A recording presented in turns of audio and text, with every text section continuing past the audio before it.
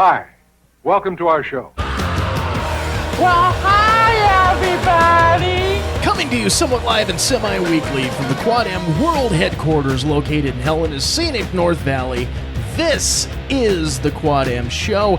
We are your hosts. I am TJ. Jason. And barring no sleep and work-related injuries, yes, we are here. Indeed. Much like the post office, we always make our rounds. Oh, so good, sir. How are you doing? I'm good. Yeah. So you want to inadvertent day off? So let's go ahead and tell the kids at home. How did Jason hurt himself at work today? How did I get an inadvertent day off? Well, I'm prep cook up at one of the local pizzerias, and this morning we were cooking off about a shit ton of chicken, and I'm cutting this chicken up as it came out of the oven, and this big glob splash of chicken juice, grease, seasoning, chicken fat, chicken goes something right in my fucking eyeball. Holy!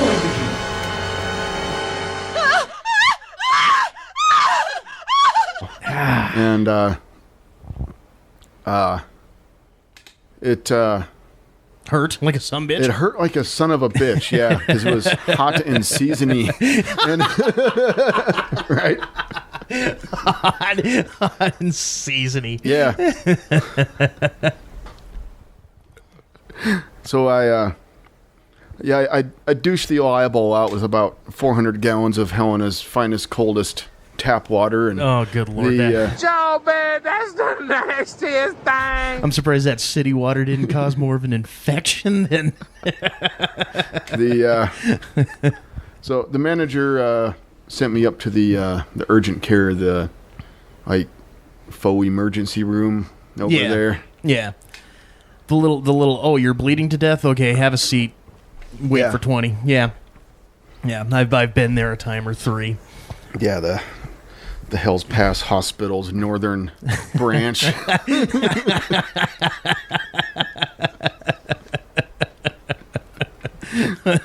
How long has that finger been detached? Okay, yeah, you still got about 20 minutes. We can handle it. Just go sit over there in the corner. Read a magazine. I can't fucking see.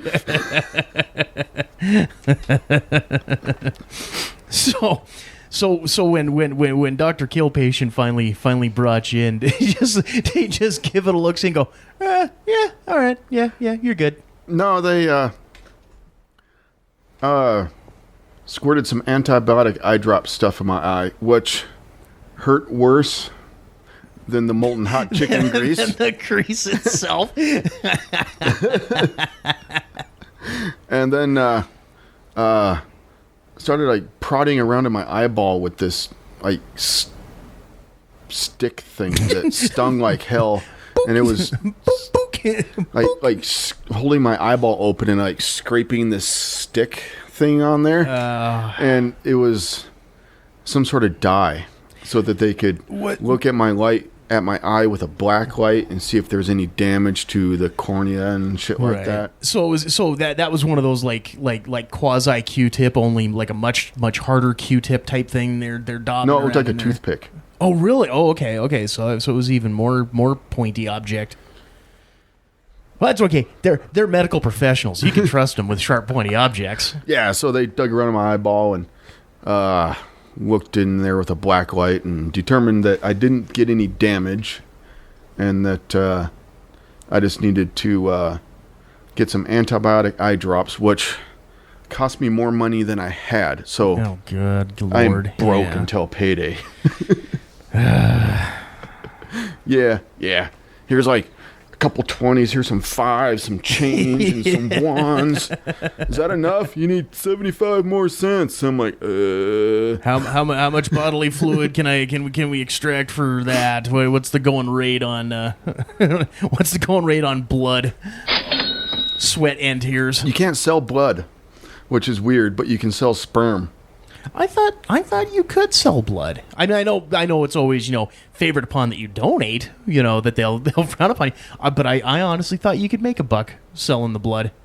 Not around here, from what I understand. Huh? Yeah. If someone knows better, let me know. Yeah. Because I can make that. Well, and I know you can sell off the little soldiers. I don't know that I'd be selling mine off. Mine are like the fucking Australian 32nd Infantry. I wouldn't go out and try to make too much money on that. I'd probably have to pay them. I remember my probably best and brightest experience at the old urgent care myself.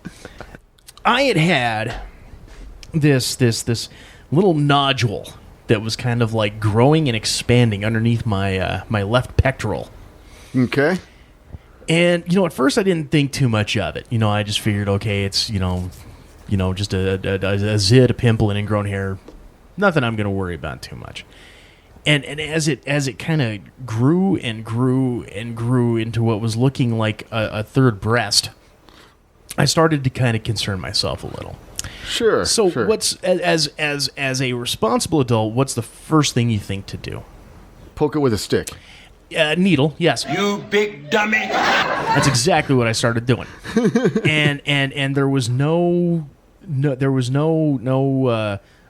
fluid coming from it. There was no seepage. There was no nothing that was extracting from this thing. So at this point, I'm getting pretty damn worried. I'm thinking, boob cancer. Or Quado from Total Recall was about ready to pop out. Get a chest burster. Hello, my baby. Hello, my darling. Hello, my right-time girl. Not again. So the next day, I go into work, and I make it about an hour, and it's just hurt. Now, at this point, after a steady night of jabbing and making it very red and angry, it's actually really hurting. So I says, okay, look, I got to go to the urgent care. And one of my team leads at work was like, okay, and I kind of lifted up the shirt and shorts, like, oh my God, go. Down. So, okay, I'll go and I'll tell the supervisor. And the supervisor going to tell him, and I was about he's like, you don't have to. I was like, okay, give me your damn hand. So I grab his hand, and he kind of has this like terrified look on his face, right? Grabs hand, and I start putting over things. He's like, oh, yes, you need to go. So, okay, all right, cool. So everybody knows I'm not jiving. This ain't bullshit. So and the place that I worked was literally right across the street. So it was just a hop, skip, and a jump. Go over there and begin the process of sitting in the fucking waiting room for 45 minutes while all this is going on. So they bring me in, and this gal. Now here's one thing that I have learned about women and the medical profession, women and the medicine world. They're fucking psychotic. And this was touched upon by the classic Quad M episode, Jesse, you are one morbid chick. It's the truth, and it's not just her. It is across the fucking board, man. I go in, and they give me the old Q&A, the whole thing, this and that. And okay, fine, and lay back. So take off the shirt, lay back. And the gal starts kind of jabbing a little bit, kind of poking and prodding with her hands. Sure, medical professional. She's got to poke it with a stick. Well, these sticks being her little tiny little digits. It was a very tiny gal. This is maybe about 5'0", maybe about 100 pounds, dripping wet with bricks in her pocket, right? And I was like, okay, so here's what it is, Mr. Quad M show host, sir. I says, okay, what is it? So it's a cyst. And I'm like, a cyst? How fucking gross is that? She's like, oh, no, it's not that big a deal. It's not. It has nothing to do with cleanliness, hygiene, or your body, going into wonky things, growing hair in funny places, funny smells, and all that type of stuff. It has nothing to do with that. It's just, it happens. It's what they call a sebaceous cyst. Sebaceously formed. That's right. It's like Mike Tyson person, and Mike Tyson is a real estate agent. As you can see, this sebaceous apartment has great views from the outside and the inside. It's very, very great. It's fantastic, and it'll only run $1,400 a month, and I know you can afford it. It's a very sebaceous apartment building. Great. Okay, so anywho, it's like, okay, so we can go ahead and we can extract this. No big deal. I says, okay, fine. So she comes back with this huge, big ass fucking needle, right? Mm-hmm. For the general anesthetic. So That way there's no, quote-unquote, no pain when they decide to cut me open and rip this fucker out. All right. This is going to sting a little. I don't remember actually screaming or yelling, but I do remember that I fucking actually had my fingerprints were indented for quite some time in the little bed cushion. Sure, I mean, that some bitch hurt like a motherfucker. But when she broke out the scalpel and proceeded to make the incision, I felt no pain. It was all nice and dandy. So it goes ahead, grabs and pulls out this little like marble-sized thing, like perfectly round marble thing, and I'm like, wow, okay. Do I get to take that home? No, we need to cut it. We need to do biopsy on it and make sure, blah, blah, blah, blah, blah. I was like, damn it. All right. Well, here, at least let me take a picture. So I took a picture of it. And for some reason, the I don't know, it never saved. I don't know. So I never had the picture of this little infant tumor that I gave birth to.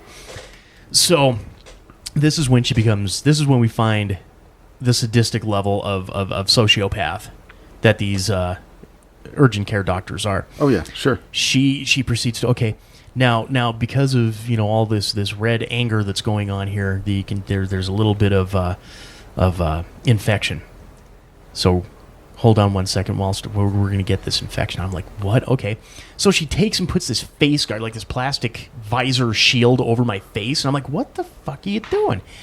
And then she takes her two fingers from either side, pushes down on it, and all of a sudden this like fucking volcano erupts from my chest. It's like, Whoa, look out! Look out! and fucking goes, and I, me being me, I immediately shit lands. I'm like, Jesus Christ! Now I know what a porn chick feels like. She's like, oh yeah, there's more. Hold on. She's digging. She's just having just this look on her face is just wide-eyed, saucer-eyed, teeth gritted, like she's just, this is the greatest fucking thing since sliced bread. And finally, all gets the shit all okay. All right, great. So now I am officially spent. And they put the pack in there and do the whole 9 yards. But yeah, it was quasi surreal, as far as that. But yeah, urgent care is just kind of it's just a patchwork of crazed patients, and I'm going to end up having to fucking close the window. Let the explosions rain. Yeah, what the hell? It's the fourth week. Exactly. It's the warm-ups for the preliminary. All right, so let's go ahead here, and as we wrap up this little first segment of fun and frolic, we have ourselves another Z-list celebrity follower of the whatever. Whatever. Let me get out my Googler here so I can look up a picture. Oh, certainly, and you'll be able to find this lovely gal on IMDb. Her name is Anna, or Anna, A-N-A. Some are Anna, some are Anna. Maria Leonte. And she's, while not having the huge major great claim to fame, I threw her in here because of the simple fact that she had herself a nice walk-on cameo part in the recent Star Wars Episode 8, The Force Awakens. So, yes, we got us an actual Star Wars chick on our following tale. That is just awesome. She is an actress of some repute. Does a lot of motivational speaking. I was checking out her Twitter account. I was checking out her Twitter account, and it does a lot of like motivational speaking and public talking and all that type of stuff. Okay, I don't recognize her. Where did she walk in? Where did she walk? Obviously she had all the Star Wars makeup on and all that type of stuff. She's kind of a I guess the Avatar characters would consider her to be a midget because she was just kind of blue and in kind of the rags and all that. She appears in the scene, at the very beginning when Poe Dameron is getting the thumb drive from Max von Sydow. Okay. And he's bailing. He bails out to the X-wing, and then the stormtroopers come in and they lay waste to all of the little villagers and herd them around into the circle. And then Kylo Ren comes in and kills Max von Sydow and tells the stormtroopers to kill the villagers. She's one of the she's one of the villagers that gets killed. Gotcha. So I think she probably amounts to maybe about 5 seconds of screen time. But you know what? In the Quad M zealous celebrity world, that's good enough. She's got more time. She's got more screen time in a Star Wars film than you and I combined. Well, duh. And that is a fact. And she's also got her own Lego figurine. Does she? Yes. I didn't know the character warranted a Lego figure. Yeah. I'll be damned. Yeah, I guess so. I've seen it right here on the interwebs. Well, shit and shinola. How about that? Congratulations to you, Ana Maria. Leonte. Miss Leonte. That's all I got. I don't know what you were gonna be I don't know. You just had this look. You had this look on your face like you had something that was just going to be like either mind-bogglingly funny or interesting. You just had this look of, there's the Lego figure. How about that? I'll be damned. Well, if nothing better comes up, maybe that'll be a show picture. And I don't know. You can actually, believe you can actually get a Lego figurine made of. I think you can pretty much get your. Yeah, I think we could pretty much get our own Lego figures made if we wanted to. I think we can. I think we might. I might just have to look into that. All right. Well, here again, Ana Maria Leonte, thank you very much for joining us in the playground that is the Quad M show. Just be careful. The dodgeballs hurt. They do sting when you get hit by them. All right. If you can dodge a wrench, you can dodge a ball. You can dodge a ball. Yeah. All right. So that will go ahead. We'll wrap us up for segment number 1. We will be back with a little bit of Fred G. Sanford and some hot takes. It's a Quad M show. Stay tuned. Hey, folks. Mark your calendars and get ready for some anime convention awesomeness. Thursday, July 21st through Saturday, July 23rd. It's NagaCon at the Radisson Colonial Hotel. Cosplay contests, AMV viewings, lip-sync battles, workshops and panels, there won't be a dull moment. Make sure to check out the dealer room, where talent from across the region will be there with something for everybody. TJ and Jason from Quad M will be there, so should you. July 21st through 23rd at the Radisson Colonial Hotel. And as a special bonus, don't forget about the post-con gathering at Memorial Park, Sunday the 24th from 12:30 to 3:30. Get details and tickets at nagaconmt.com. Don't miss out on this exciting event for all ages. It's NagaCon 2016. Have you checked out quadmproductions.com lately? Quadmproductions.com is your direct access hookup to order Enigma the comic book series and download the Quad M podcast. Check the appearances page for upcoming events and contact us with questions or comments. Don't be the only lonely soul who's missing out on all the fun. Visit us today at quadmproductions.com. That's quadmproductions.com.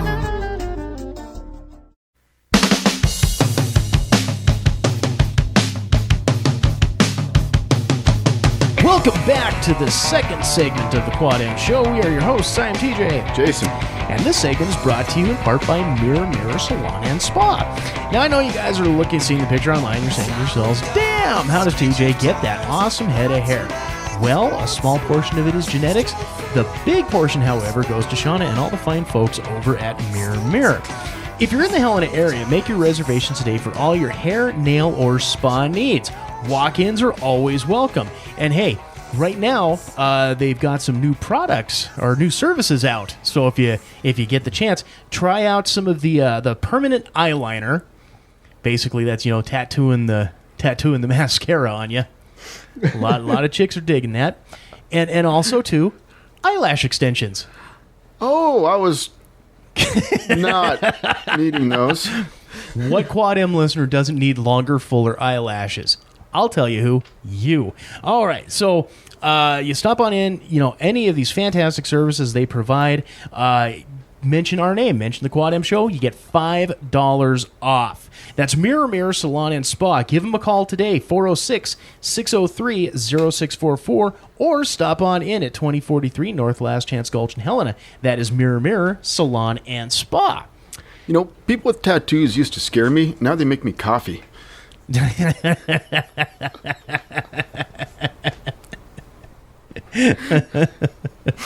They're the ones that turn on the Ferris wheel.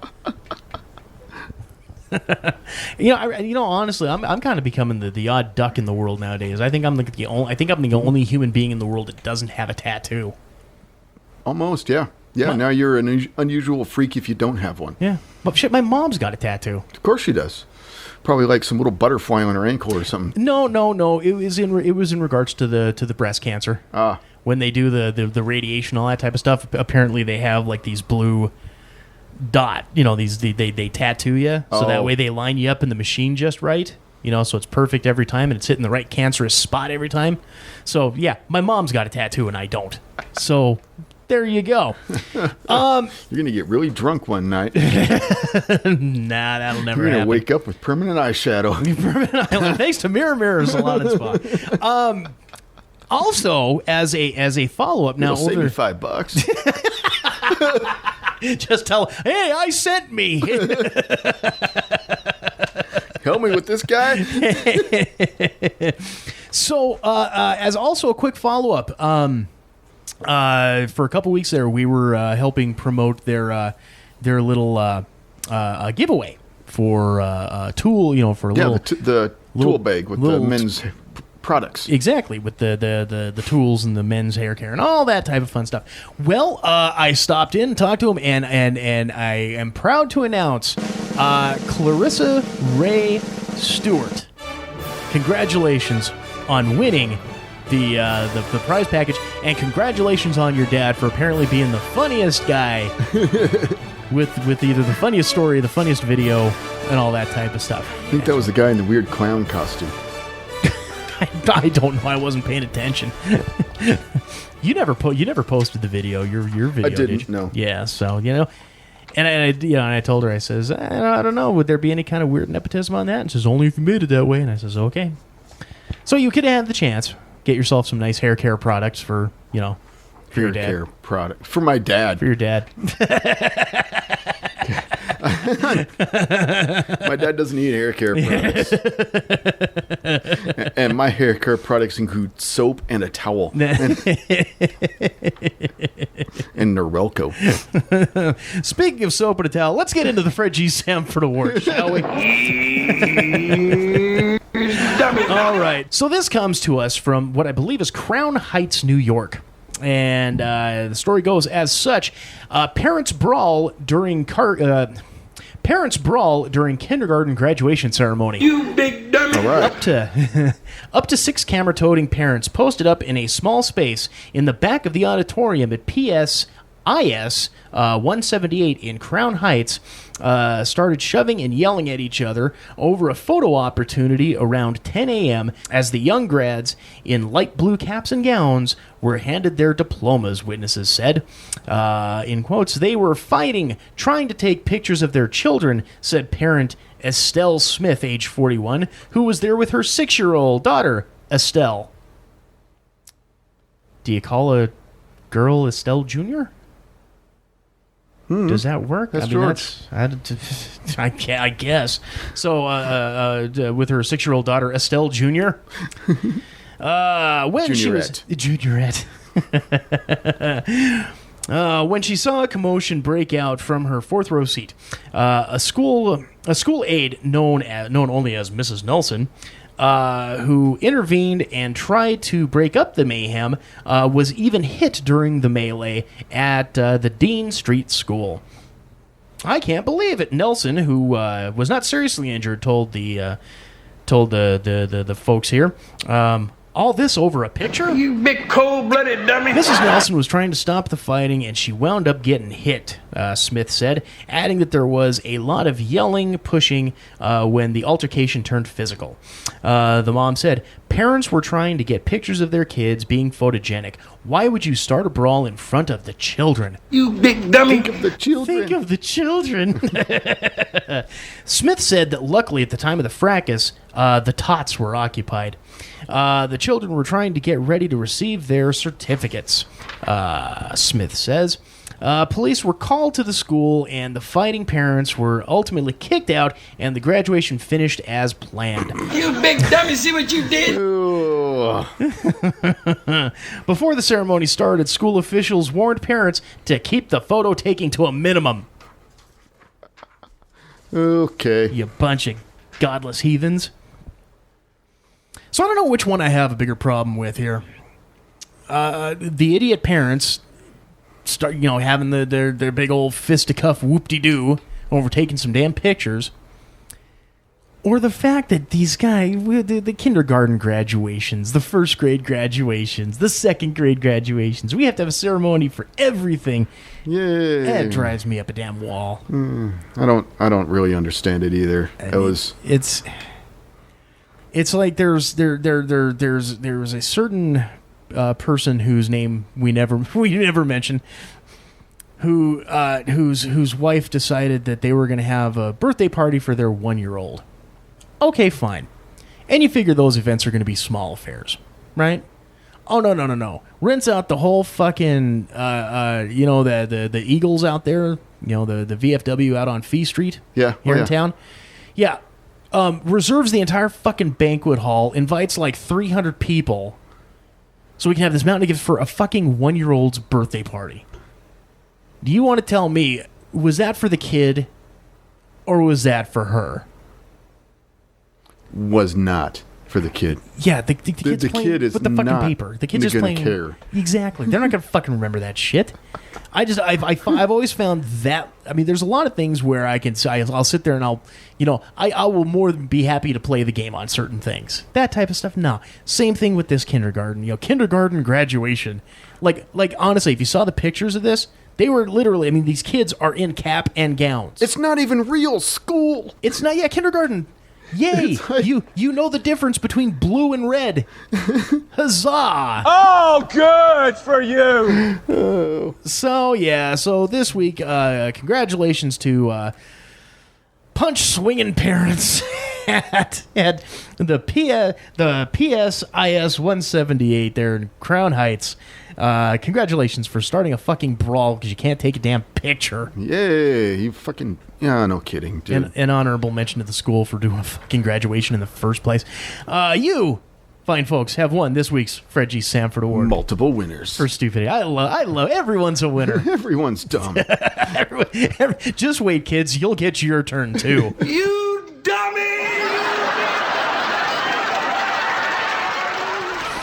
All right, so let's go ahead here. Let's get into some I'm just curious, what kind of bastards are these parents going to be raising then? Oh, was starting the fisticuffs and all that type of stuff? What kind of kids are these parents raising if they're getting in fistfights over pictures at the kindergarten graduation? Shit. Lumber industry protesters? We already got those. Yeah, well, yeah, you always got to get a new batch. You got to cycle them because eventually, when they spike the trees or strave, eventually they're going to get fucking hit by a combine. So you got to make sure you're continuously. The combines don't live in the forest. When they're combines is farm equipment. When you're mowing, I don't fucking know. Jesus Christ, I'm running on 2 hours of sleep here, man. Logging truck. When they get hit by a logging truck. They get hit by a logging. Okay. When they get squished by a logging truck because it's one of those newfangled transmissions that they can't figure out how to work just right because they wanted to be cool and hip, and now look at you, dead. Goddamn tree spiking hippie. Where are we going with this? Wherever we want. This is one of them shows.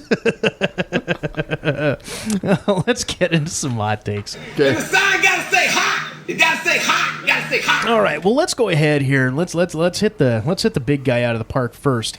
So last Saturday night, Jason and I went and bore witness to Independence Day Resurgence. We did. So as we get into the review, I found this rather interesting. Did you see the follow-up, the box office numbers afterwards? No, I don't pay attention to that shit. Yeah. You know that. Independence Day lost to Finding Dory. Oh, do you want to see intergalactic battles or a movie about a fish? Well, I know which one I'm siding with, and that's only because I don't have kids. If I had kids, I'd probably be going to see fucking Dory instead too. So I don't blame any of you. All right, so let's go ahead here. Let's talk a little bit about the old Independence Day resurgence. Jason, what were your thoughts? What did you think of it? Give us the Jason Birthday review. Sure. So Independence Day resurgence. Nah. How do I? It wasn't a horrible, terrible movie. I thought it was an all right movie. It's not a movie I would have gone to the theater for. But you did. But I did. But I did. It's one of those movies where DVD viewing is going to be fine. Or Blu-ray now. Sorry. Yeah, they still use the DVD medium. Yeah, you go pick up the VHS down at the Blockbuster. That's right. But yeah, it's not going to be Academy Award winning blah blah blah type of stuff. But I thought it was a decent movie. I was entertained, and that's all you can ask from a movie, really. Yeah. Did you feel you got your money's worth going? Fuck no, dude. Okay, that's the key. If you ask that question for every movie, I will say no. $25 for a goddamn movie ticket, a soda, and some fucking M&Ms. Oh, that wasn't the bet. That wasn't the. I was thinking, okay, never mind. The whole, I think there's a bag in this box. That wasn't the other bet. That wasn't the bet. Anyways, I'm sorry. I'm sorry. I fucking derailed. I threw the monkey wrench in that little conversation. Anyways, so overall, you thought it was it reminded me of The Force Awakens. Okay. Because, hey, if we have this one movie that does really well, let's just kind of mix it up a little, change some scenes around, duplicate the scenes, throw some more money at it, and give it to the public. That's what Independence Day Resurgence was. It was basically the same movie, but they mixed the scenes around a little and threw some money at it. Right. You know. And that I will, as I go into my rant about this, that really is where I will agree with you. The one sentence that popped into my mind as I left was four simple words: more of the same. But I will say this though. I always felt that Independence Day, the original Independence Day movie, was a movie that you needed to see in the theaters. Because, and again, this came out in 96, 97, for its time. Big, huge, groundbreaking, big, bombastic, explosive effects, and it was just going to wow you. You know, and you throw in Will Smith into it, it's just, wow, it's this great, huge fucking, oh my God, the White House blowed up real good, and the Empire State Building blowed up real good. Oh, gee, and it just mind wipes you. And it becomes such this sensory overload that you forget that this movie really, story-wise, and acting-wise, and plot-wise, just really didn't hold it for me. It didn't need to. It was a story that's been told since film. Yeah. The aliens come, we defeat them. Okay? Right. Yeah. That's the story. Right. But what are you going to do with that besides mix it up a little and throw some money at it? Right. But what I'm saying there is that, to see it in the theater is one thing, but to follow that up on a VHS release on a 13-inch TV, it did not hold up. It didn't do it justice. Right. No. And that's one thing I will say about this Independence Day. The special effects stuff was phenomenal. I mean, yes. The special effects were just fucking great. Yeah. And that's one of the things I was expecting from Independence Day was the awesome special effects and stuff. Yeah. Well, and especially, 20 years after the fact, just the technology is there to present much better, much more involved, type of thing. Mm-hmm.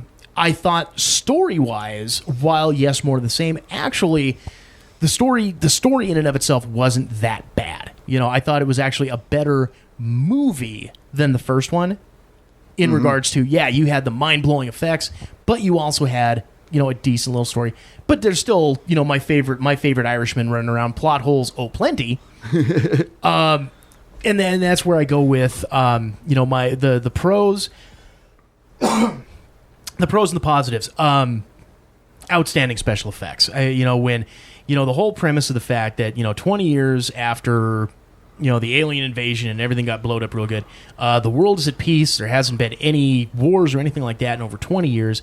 They've assimilated the alien technology into the world. So, we've got futuristic flyers and, everything's all big and whoop-de-doo. And, we're a much better world for having beaten the aliens and not expecting them to come back.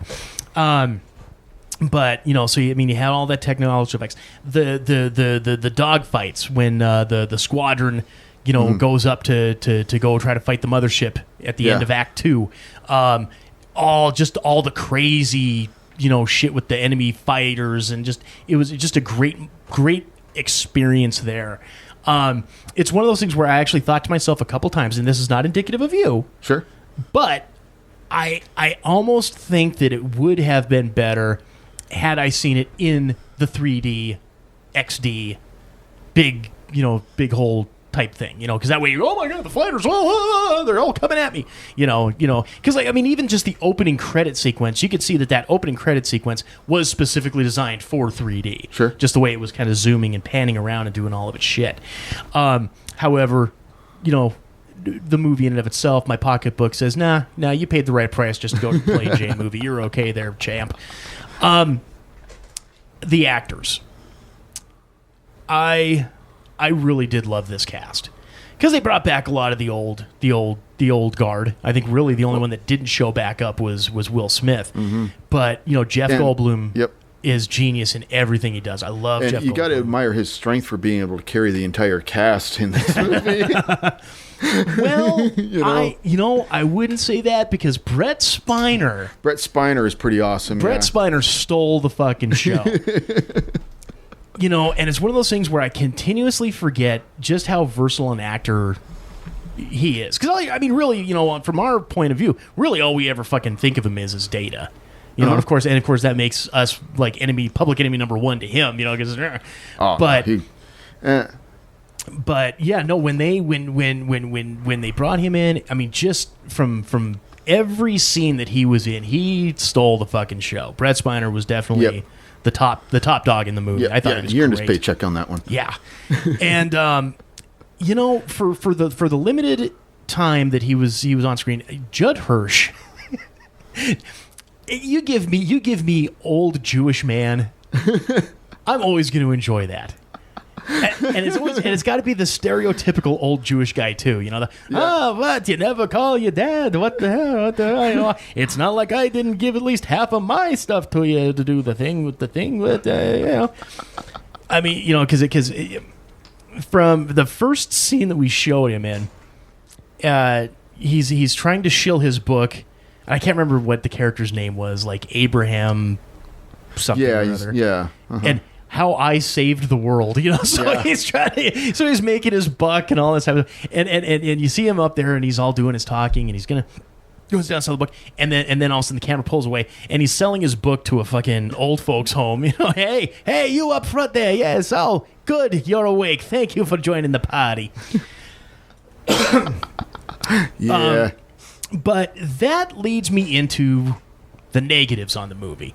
Again, going back to like plot holes and things that just didn't sit well with me. I thought this movie had way too many time jumps that didn't explain how one person was here 1 minute and then somewhere completely else, somewhere else completely different the next minute. On that note, I understand what you're saying there, and I bet you $10 that there is going to be when this comes out on Blu-ray, whatever, there's going to be like the director's cut. It's that, or there's going to be a shitload of deleted scenes. Because, and here again, the first one and really the prime one that really jumped out at me was, again, you got old Abraham Horowitz selling his book. And he's kind of... And then all of a sudden, they give you no reference of time on this. It's just, boom, all of a sudden he's on a fucking boat. And it's like, okay, when did this happen? What? It was right before he got the phone call where someone asks him, "Where are you?" "I'm on my boat." I'm on my boat, but I don't know how I got. How did I get here? I don't own a car. What am I going to do? There are like little things about that movie that just they made you make assumptions and just kind of go with it. Yeah. And like I said, I mean, but and here again, that goes back to the original thing. Enjoy the special effects. Don't question too much as far as the jumping around and all that type of stuff. Yeah, it was a simple story, easy to follow. You didn't matter a whole lot. And here again, some of the other things you're gonna have to suspend some level of disbelief on shit because Jesus Christ. Obviously, fucking giant space aliens, but when the first that literally wave hits, when the East Coast wave, the big huge ass tsunami wave, and all these boats are getting taken out, how the fuck did old Abraham survive that?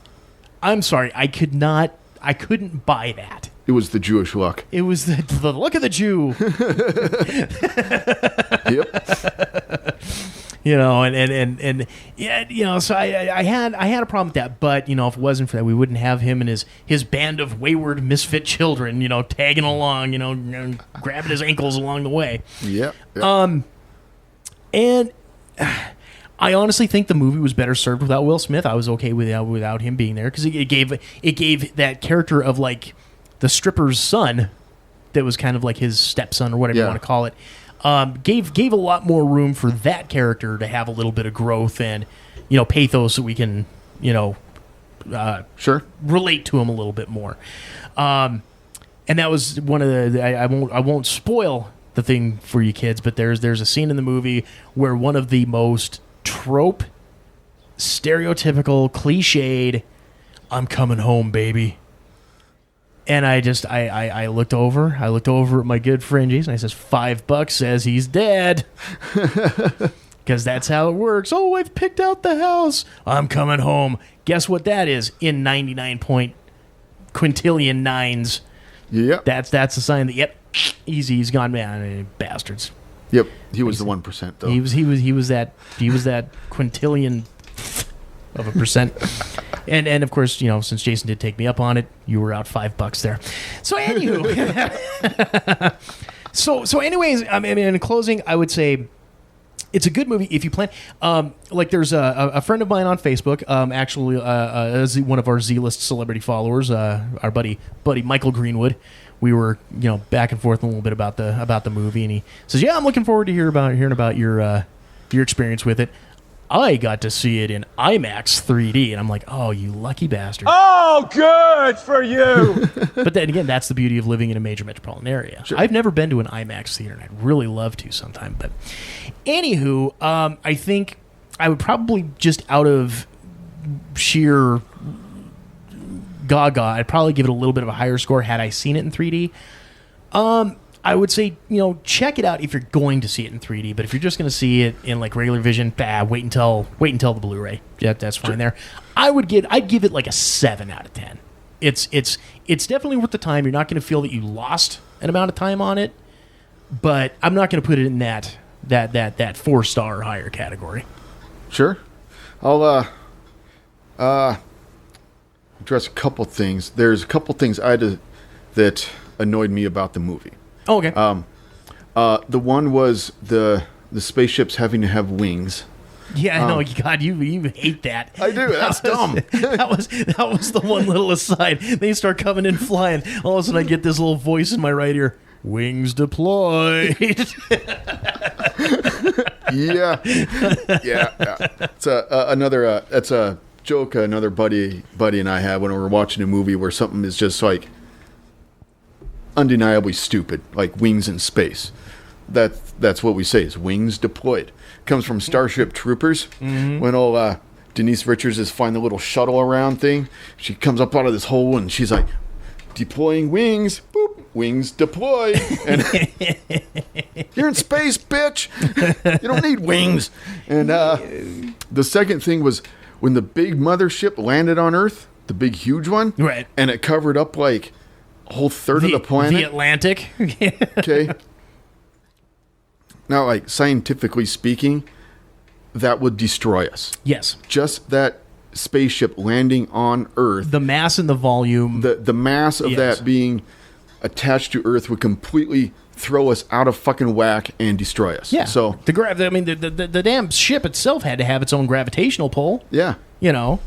So here again, I mean, again, that's we're not supposed to think about that kind of stuff. We supposed to be them just dumb hicks going watching us a moving picture show. Yeehaw! Yeehaw! Deploy your wings. Wings deployed. With that in mind, my score is going to be a good 7.5 in there. Okay, so despite its flaws, you still rate it higher than I do. See, so you're just too kind. You're too kind. Well, with any movie, you got to suspend your disbelief and make assumptions and be like, fine, it's movie magic. So there you go. Right. But like overall, like the special effects were awesome. Like one of my favorite parts of the movie was when the Queen thing came out of the mothership and was chasing the people around and stuff. Right. That was pretty cool. Yeah. When they did that, I was like, whoa. Well, and again, that shit that they wouldn't be able to do in 1997. No.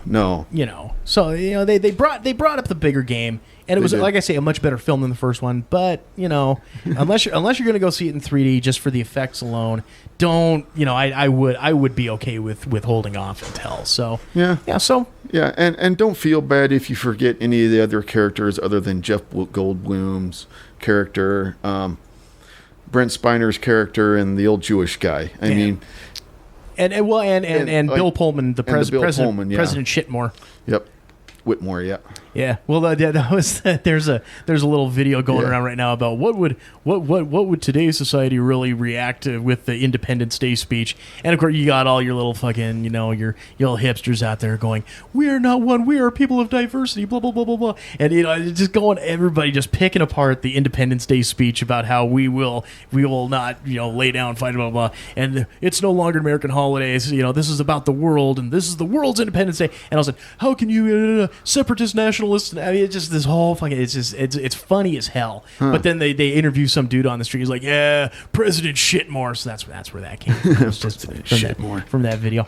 But okay, yeah. So basically, a solid 7.5. Check. It's worth the time to view.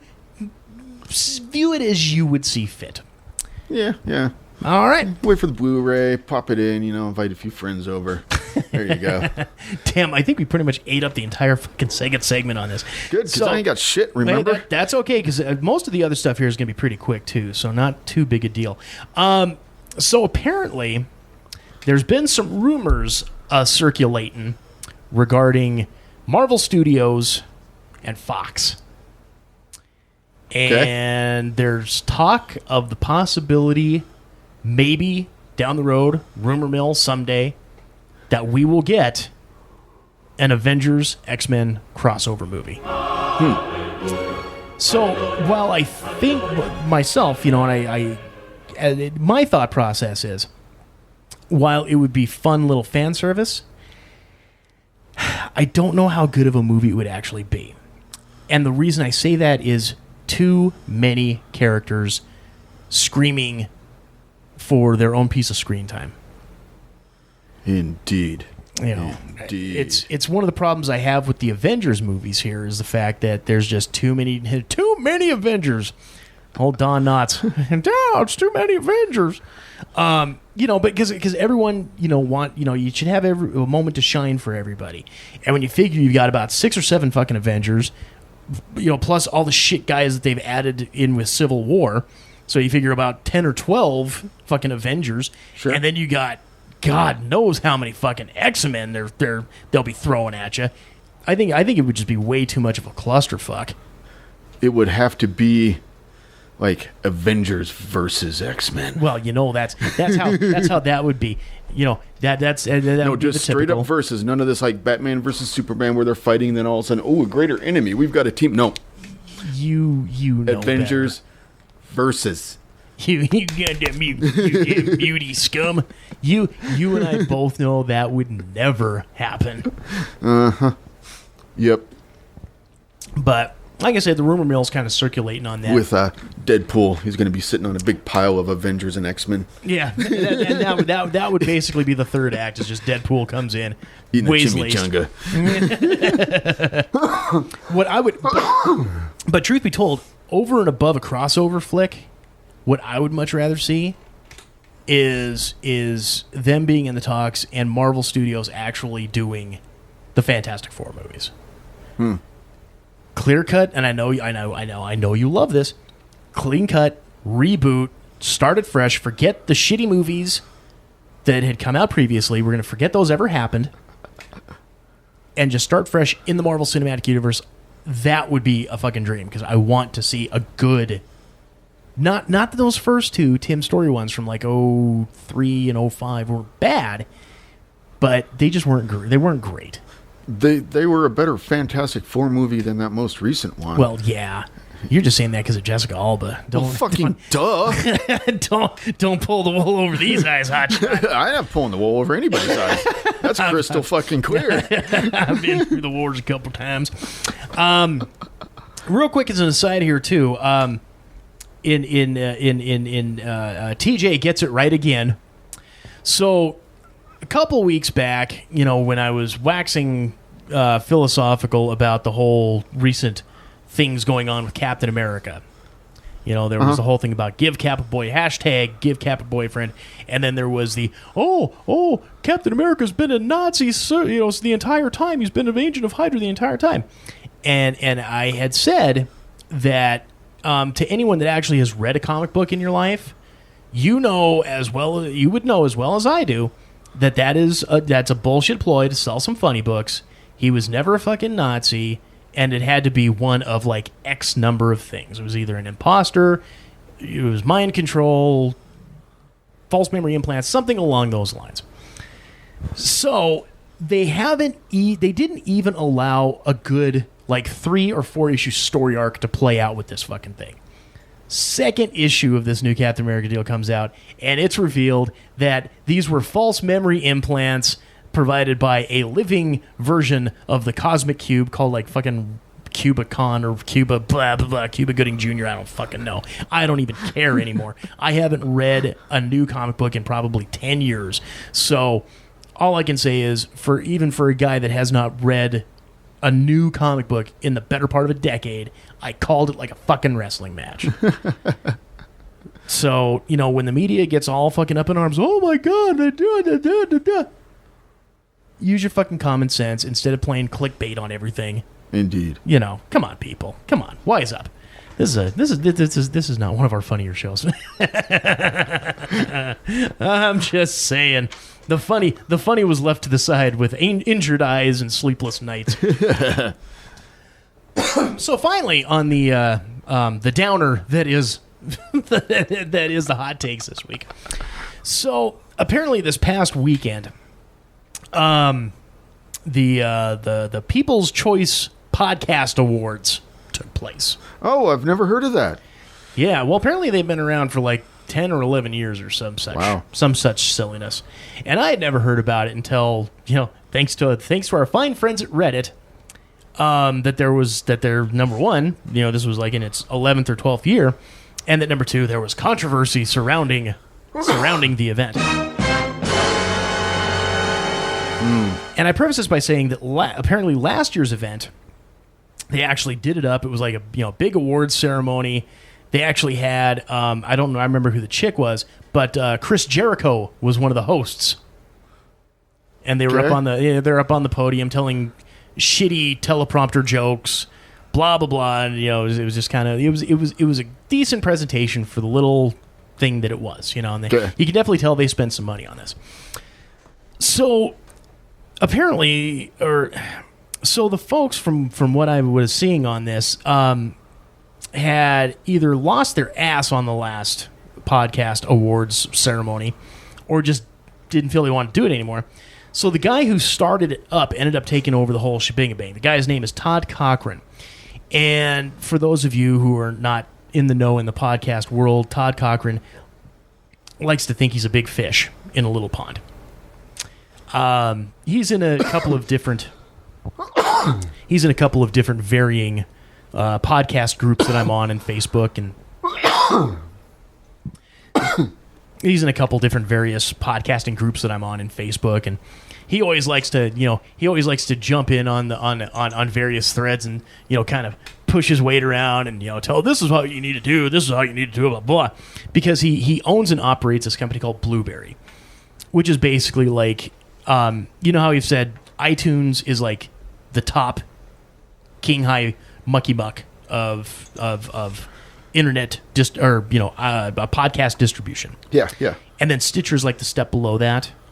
Okay. Blueberry's kind of like way down here. All right. And I've got get it out to everybody. I go through Blueberry. Fucking nobody uses Blueberry that I've seen as far as on the listening end of it. But like I say, we've got the greatest analytics. We've got the greatest. We provide the greatest. We do the greatest this. We do the greatest. And I haven't seen it myself. And some people will swear by it, and those are the real hardcore ones. But for the most part, like I said, this guy thinks he's a bigger fish than what he actually really is.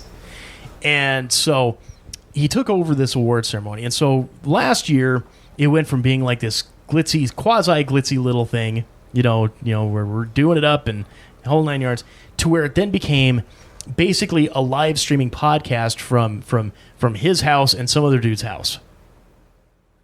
And then the award winners, I guess they would get on Skype. That sounds pretty lame. Yeah. One of the things was like, I dare you to watch it. I dare you to watch it. I was like, okay, fuck, I'll click on it. I'll see what's going on here. And yeah, I mean, it was basically like if you were video filming us doing the fucking show, except we're doing an award ceremony. Huh. It was one step above a guy sitting on a street corner with the briefcase with the telescoping legs, passing out awards to people walking by. It was just a step above that. So apparently, the controversy that was surrounding this year's awards ceremony was that apparently some a group it was called the Diamond Club. I guess there's some kind of podcast network, something like that, where they network and host a handful of shows or some shit like that. Apparently, they had some sort of online tool. Now, again, this is the People's Choice Awards. So the way that they ran this was that, you go in and you vote for your favorite shows. Sure. And then they run it like they want you to fucking sit there and vote like once a week on Steam. People got better things to do with their fucking time than play some bullshit American Idol, American Got Talent bullshit. But that's how they want to run it. That's your fucking show, whatever.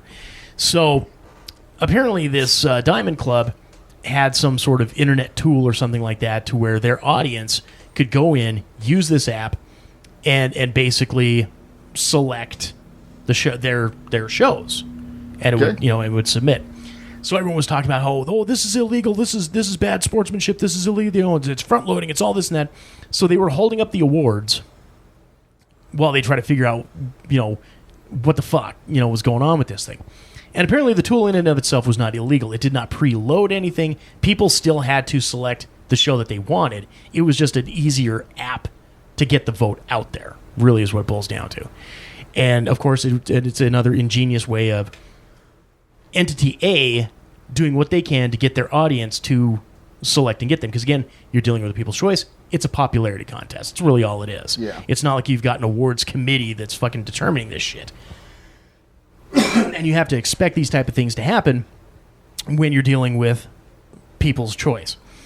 So this guy, this Todd Cochran, he jumps on the Twitter and he starts doing like screenshots and just lambasting, starts lambasting this Diamond Club about the illegal practice they've done and how this is messing up the awards and the validity and the honesty of the awards and how dare they and blah, blah, blah, blah.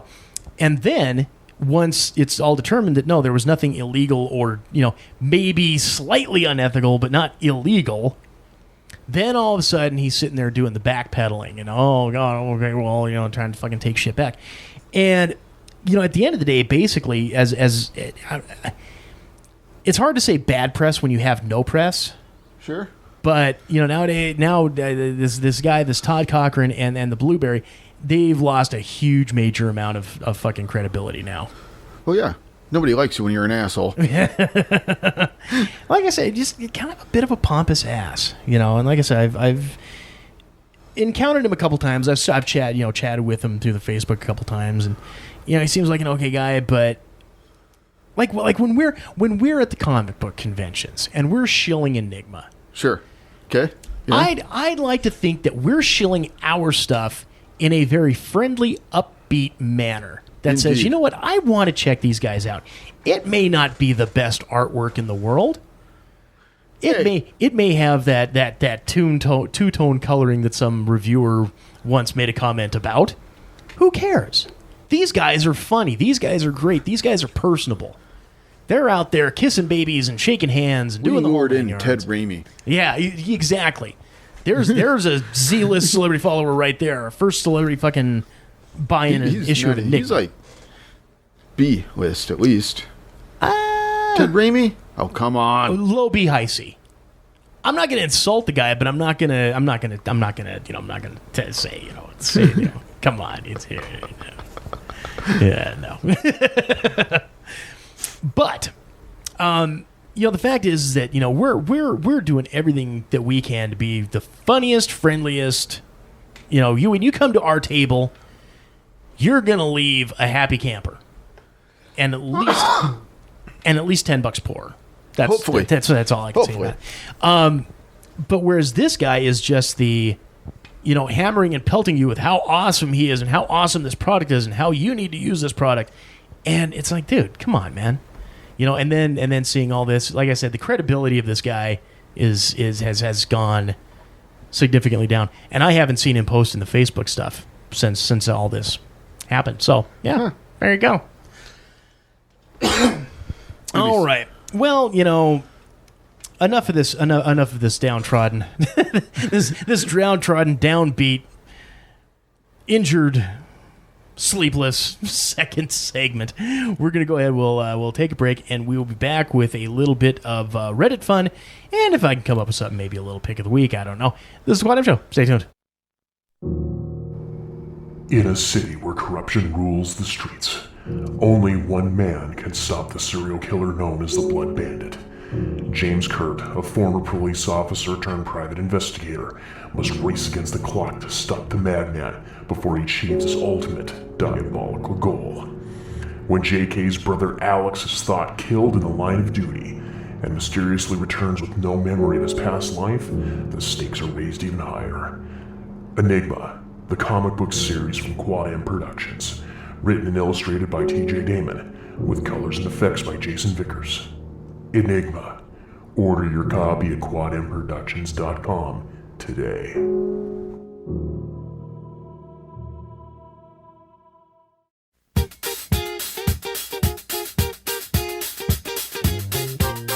Welcome back to the third and final segment of the Quad M Show. We are your hosts. I'm TJ.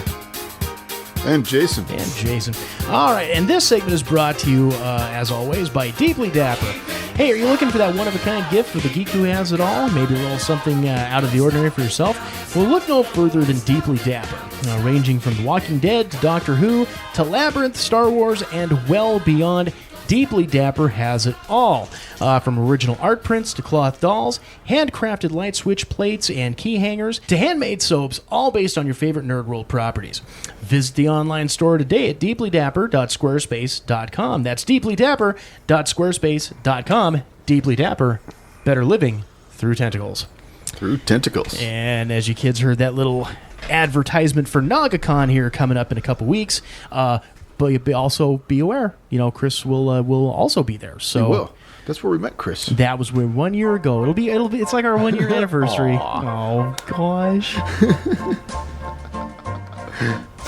Get him a nice ring or something. I don't know. We'll bring in some food. Well, he likes food. He you know what he's looking forward to? Chicken over at the Suds Hut. Oh, yeah. I can understand that. That's where, that's a solid pull. I love me the fried chicken. So yeah, we'll fucking do that. I'm good with that.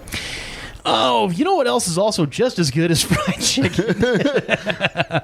Reddit Fun with Jason. Reddit Fun. That's right. Oh, so what does the Hive Mind have for us this week? The Hive Mind has a thread that we're going to turn into a game against TJ. As we so often like to do. We do, because he knows all the answers pretty much. Well, no, it's one of those things you're just looking for when I don't know it, so we can prove that yes, I am human after all. So what do they got? What game are we playing? This was posted 1 week ago by I Ask Questions Too, and it's a pretty good one. 31,000 comments. Without naming the movie, What is the one quote that would give it away? Okay. So similar, like prime example, we're going to need a bigger boat. Uh-huh. That would be Jaws. Indeed. Let's go ahead here. When you are ready, good sir. Ernin and Burnin says, Wilson! Oh, Jesus Christ. Okay. Castaway. Roundum Accountable says, I see dead people. Sixth Sense. This is Swami Carl. You're a wizard, Harry. Any one of the Harry Potter films? or is there a specific Harry Potter film that they're listing? No. Oh, okay. No. Just Harry Potter and the Sorcerer's Bone. Yep. This is from J. Thomas 694. If you can dodge a wrench, you can dodge a ball. There we go. Indeed. Yeah, dodgeball. I fucking love that movie. I don't know why. It's so stupid, but I fucking love it. It's one of those movies I can watch a few different times. Because of fat ass Ben Stiller at the end bringing his milkshake to the yard, brings all the boys to the yard, choking on a chicken bone. And the commentators at the the Ocho. Yeah, it's a bold move, Cotton. Okay, I know that line is coming, and I'll laugh my ass off every time.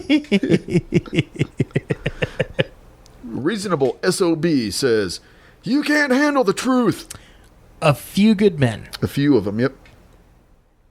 The Red Stoner. What is the airspeed velocity of an unladen swallow? I know this. Well, of course you know that one. You've got the damn thing in your hand. No, the answer's not here, but I got it here. Oh, okay. Can you hear that? Yes, that's actually kind of freaky. Roadhouse. That one is. I will have to say I do not know, and I'm probably going to hurt myself for not knowing when you give me the answer. Monty Python, Search for the Holy Grail. Oh, that's one I should have known, but. Yeah. Cold in the South says, snakes? Why'd it have to be snakes? Raiders of the Lost Ark. So is this another one where they don't have the answers? And so we're going to be kind of fucked if neither one of us know what the answer is? I've got it set so just the question is being shown. Oh, okay. Right? So if we need to find the answer, I can... You can do that as you need to. Okay, all right, cool. What is this? A center for ants? Would it be Ants? No. The movie Ants. No. A center for ants. Okay. Zoolander. Okay. Sorry, but that one I'm not going to sit there and know. If you were to have said to me, I don't know why you do not want me to you googly. I can be a very good you googlizer. Then, or no, even better than that, the other two. I think I have the black lung. That would have been the obvious.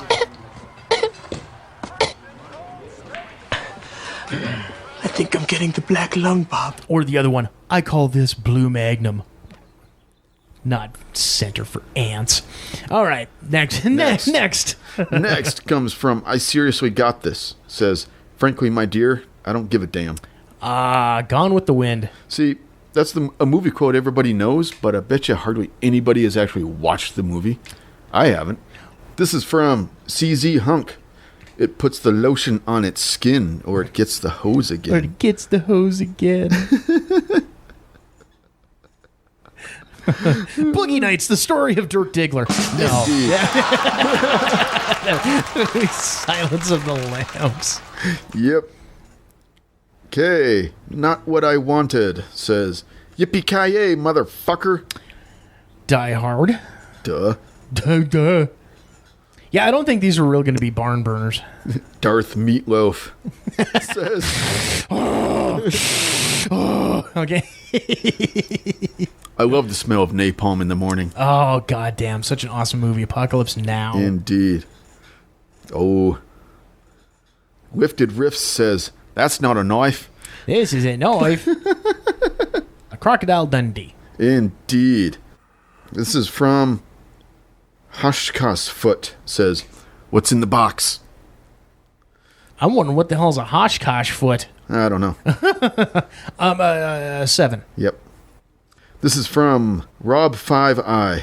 Says, I'm sorry, Dave. I'm afraid I can't do that. 2001, A Space Odyssey. You're... This is from Tornado Ape. You're going to need a bigger boat. Thank you. Jaws, baby. Knew that one had to be in there somewhere. This is from Rhinewall. Says, life was like a box of chocolates. Okay, Forrest Gump. Yep. Roadkill 531. Roadkill. Roadkill. Yeah.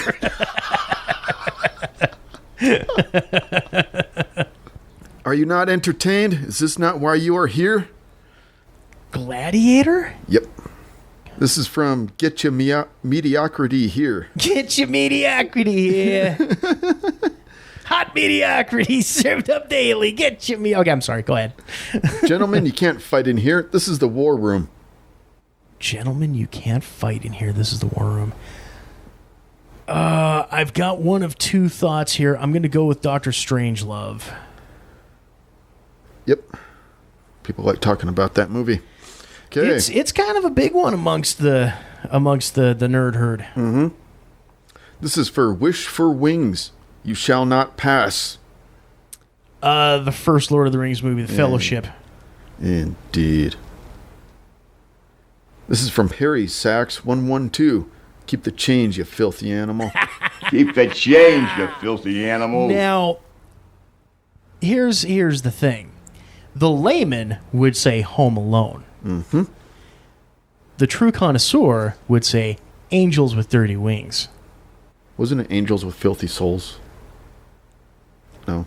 I thought, well, it might be Angels with Filthy Souls, and because I know the sequel was like Angels with, because like the sequel, when the next movie was Angels with Dirtier Wings or Filthier, something like that. Anyway, point is, we know. This is PM Me Your Big Ass. Andy DeFresney, the man who crawled through a river of shit and came out clean on the other side. That would be Andy Dufresne. And that would be Shawshank Redemption. Indeed. With a real shitty Morgan Freeman accent impression. That was horrible. I told you. fucking Hank Hill. Hank Hill. That one giveaway guy says, I'll be back. Okay. Pretty much every movie that fucking Arnold Schwarzenegger was in after the Terminator. Get to the chopper. Yeah. Yep. This is from... Volcanic Snail. Dramatic pause. I know, right? Some of these words are like, what the fuck? Go to the Winchester, have a pint, and wait for this all to all blow over. Shaun of the Dead? Yep. This is from Sinj Sahil 24. Why so serious? One of my all-time favorites. My number one comic book movie of all time, The Dark Knight. This is from Mr. the Reverend.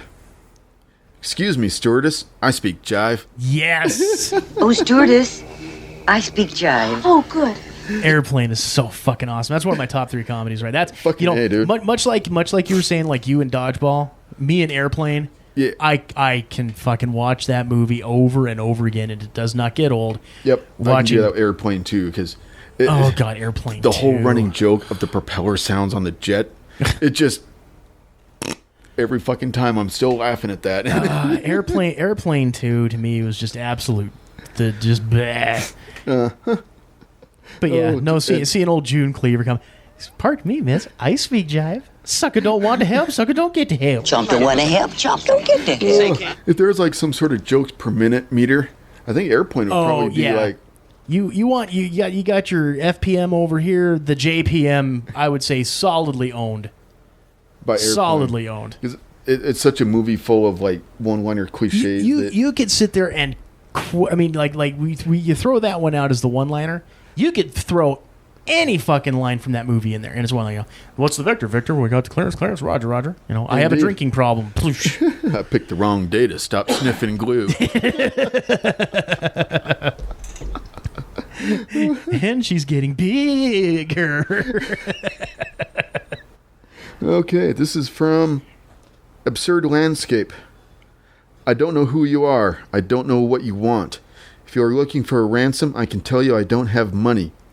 But what I do have are a very particular set of skills. Skills I have acquired over a very long career. Skills that make me a nightmare for people like you.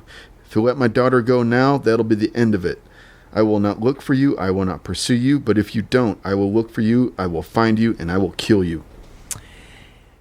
One of the longest fucking movie quotes these guys have produced. Indeed. Liam Neeson. I have a particular set of skills. Taken. Indeed. And apparently they learned their lesson so well, they fucking did it 2 more times. Yep. This is from I Run Fast 24. But why is the rum gone? But why is the rum gone? Yep. I know this is wrong, but all I'm thinking is Pirates of the Caribbean. No, you're right. Really? Yeah. Well, there we go. Okay. KDU 3142. Life, finds a way. Need a hint? Please. Jeff Goldblum says it. Jurassic Park? There you go. Okay. I know it wasn't The Fly. It certainly wasn't Independence Day. This is from Drunzo. Tina, you fat lard, come get some dinner. Teeny fat lard, come get some dinner? Tina, you fat lard, come Tina. get some dinner. Tina, you fat lard, come get some dinner. You got me on that one. I don't know. It's the Napoleon Dynamite. Oh, okay. Yeah. Yeah, I saw it once. I saw Napoleon Dynamite once. That was enough for me. Never really caught on with that movie. I did not like it at all. I don't know. It was, yeah. I mean, it had like 2 or 3 moments where I actually kind of giggled and snickered a little bit, but by and large, it wasn't my bag. I think Tina, you fat lard, come get some dinner was about the only funny line in the movie. Yeah, well, the other thing that kind of got a rise out of me was when the brother was trying to sell the Tupperware, the plasticware, and he was trying to test the tensile strength, and he put it behind the wheel of his van. He runs over it, the fucking thing explodes into a million pieces, and he just kind of looks at the dude, and then just fucking drives off. Kraka Ass Kraka says, that rug really tied the room together. Oh, Big Lebowski. Yep.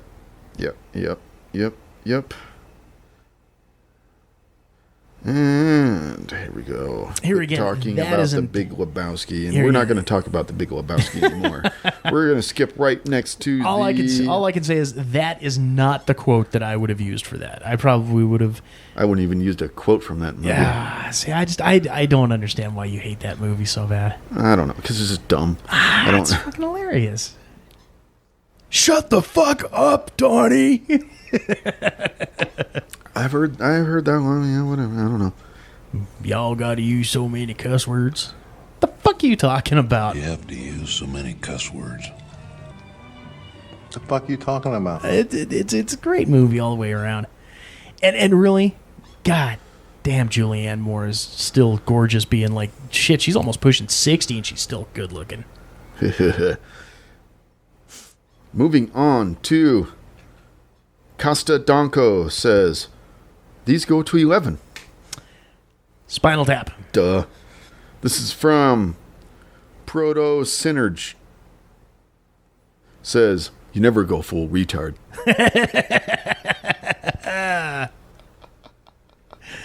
That would be from Jason's first ever pick of the week. Tropic Thunder. Tropic Thunder. Indeed. Never go full Texas. Cigarette, cigar. Says, multi-pass. Would that be the first Judge Dredd? What? Demolition Man. Nope. I guess I'm missing it. I God damn it! I can see the line being said, but I'm just not seeing the fucking movie. And I could have swore that would have been the first Judge Dredd. Mila Jovovich, orange hair. Oh, Fifth Element. Yeah. Fifth Element. There you go. Okay. See, it was one of those dystopian future movies. Gronk Spike 25 says, maybe not. Maybe fuck yourself. Fuck, I don't know. The Departed. Oh, damn. And that is a fucking... Have you ever seen Departed? I haven't. It is such an awesome film. I've heard it's pretty good. It is. It is phenomenal. Thingamajig says, leave the gun, take the cannoli. See, and here I'm seeing Judd Hirsch's old Jewish guy from Independence Day right there. Leave the gun, take the cannoli. Fuck, it's not The Godfather. Maybe Goodfellas? I don't know. Need another quote? Please. You came to me on the day of my daughter's wedding and asked me to do murder? Oh, so it was The Godfather. Yep. Well, you should... Yeah. No, you're right.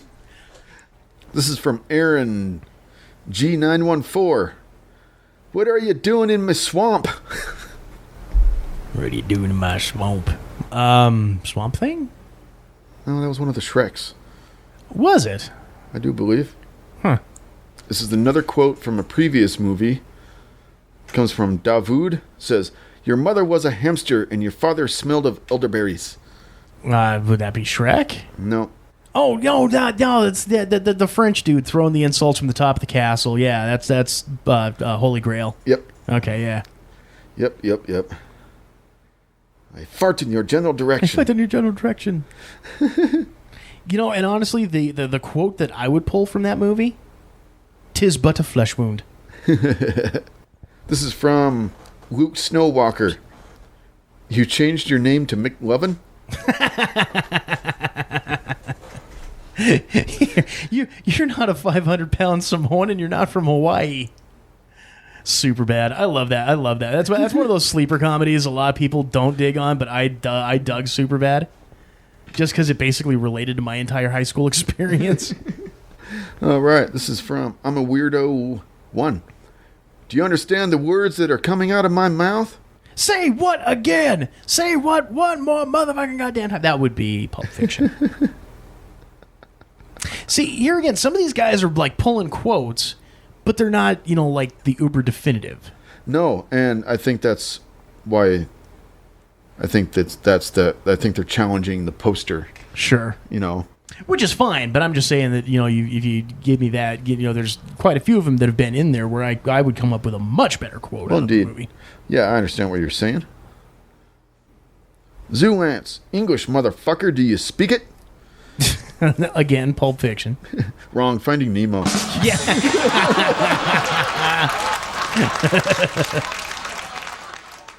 Oh shit! That would be the ultimate extended Zack Snyder cut. Aha! This is from Jocksond. I know what you're thinking. Did he fire 6 shots or only 5? Well, to tell you the truth, in all this excitement, I kind of lost track myself. But being this is a .44 Magnum, the most powerful handgun in the world. And it'll blow your head clean off. Got to ask yourself one question. Do I feel lucky? Well, do you, punk? Oh, Dirty Harry. I always, like I said, I didn't want to steal your thunder, but I always have to say that line of it. And it'll blow your head clean off. I love saying that. Clint Eastwood always he enunciates his L's. In almost all of his movies, listen to him speak. He's clean. Yeah, it's enunciating the eyes, or really just his general inflection. Like when we were talking Gran Torino a while back, and I was trying to find sound bites. Get off my lawn. Get off my lawn. Get off my lawn. Oh, another one from Thingamajig. A llama? He's supposed to be dead. Madagascar? No. I'm gonna give you more quotes till you get this run. Okay. Pull the lever, Kronk. Oh, okay. Emperor's New Groove. Oh, right. The poison for Cusco. The poison chosen especially to kill Cusco. Cusco's poison. That poison? Fucking love Kronk, dude.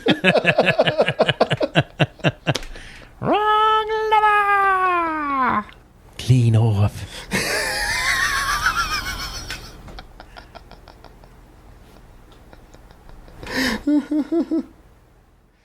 Okay. All right. And the bonus one. Oh, bonus. Okay. Yep. Bonus grand finale. Goatman 2112. Hello, my name is Inigo Montoya. You killed my father. Prepare to die. Prepare to die. As you wish. 12 Princess Bride. You know, that was one of the funniest things. And I used to do that all the time until I saw pictures of other people doing it on the web, then I stopped. Was, you know, when you go to like these fucking conventions, conferences, meetings, whatever bullshitting thing, and you got the little tag, hello, my name is. I would always fill it out with, Inigo Montoya, you killed my father, prepare to die. Then I saw fucking all the goddamn idiots posting it up online, and I says, okay, I am done with that. The joke is now over. Inconceivable. Inconceivable. All right, well, let's go ahead here and finish this off with a little bit of the old picks of the week, and we got a good one. We do. Coming out July 25th. Jason, please to tell. Are we talking about The Killing Joke? Yes, we are. The awesome preview we saw at the movie? Yes, we are. Indeed. In theaters, one night only. You know, normally any of the DC or Marvel animated movies, they just go direct to your Blu-ray, direct to your DVD, whatever you want to do. This one is such a big event because you've got, number one, arguably the greatest Batman story ever told, arguably the greatest Joker story ever told, arguably the best cast for any Batman production. And I say arguably because Heath Ledger's Joker was just fucking up there. Yeah. But when you got Kevin... Let's do it this way. Animated. Heath Ledger's Joker is the best live action. And Mark Hamill's is the best animated. We can make that difference and everyone's happy. There we go. But when you got Kevin Conroy as Batman, you've got Mark Hamill as the Joker, you have no choice but to present this on the big screen. So for one night only, July 25th, obviously check local theaters, but they will be showing the new animated Killing Joke. Damn right they will. In theaters. And I'll tell you what, if I gotta confirm here, but if they're doing it, fucking A, man, I'm there. Yeah, if our theater has it, bet your ass, dude. Bells. That's one that it'll be worth our time to make sure we're there like a half hour early because all the other fucking 300-pound nerds are going to be there too. So we got to make sure we get ours. Beat the line. I'm not a 300-pound nerd. I myself wait at the hospital today. May I ask? 168. Well, look at you there, little svelte. Svelte, slim and slender. Yeah, I haven't seen 168 since 1995, so there's... All right, so with that, do we have anything further to promote, propagate, pander, or no. Patronize? What the fuck ever. Yeah, thank you. Pimp. Yeah. All right. So that will wrap it up for this week's episode of the Quad M Show. Hey, gang, make sure to like us on the Facebook, follow us on the Twitter. If you get the chance, review and rate us on the iTunes. That is always a big deal. Subscribe to us there. Feel free, listen to us on the Stitcher. We have the Stitcher app that's actually up on the home page of the website, so maybe we can crack the top 5,000. How about that? There you go. All right. So until next week, this is TJ, Jason, and we will see you all later. Take care. You've been listening to the Quad M Show. Copyright 2016, Quad M Productions. If you have any comments, questions, queries, quibbles, concerns, or just have something funny to say to us, feel free. Email us at quadmcomics@gmail.com or send us a tweet at quadmcomics.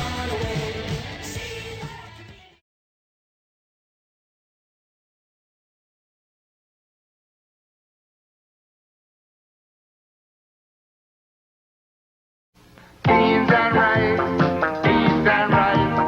Mama even serves us sometimes twice. But silly as he seems, beans will give you your protein. My good buddy rice is an energy divine.